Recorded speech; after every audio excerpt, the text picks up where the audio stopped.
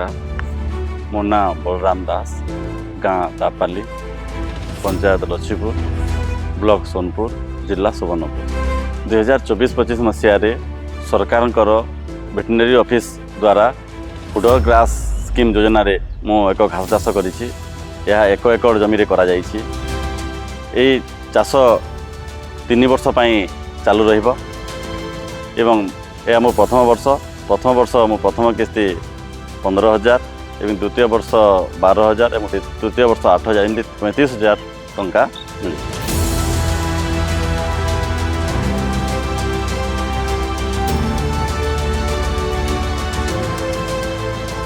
जेहेतु आम गाई रखीचु ये घास चाष करने द्वारा आम विशेष लाभवान हो पारिछु।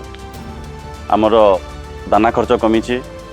आगु जिते दाना आम क्रय करूँ तार प्रायतः 80% दाना खर्च कमी जाइए एवं क्षीर उत्पादन में वृद्धि पाई एवं विशेष लाभवान हो पारि। ये घास चाष योजना द्वारा आम घास चाष कर जो भाई मैंने घास चाष कर विशेष लाभवान होती।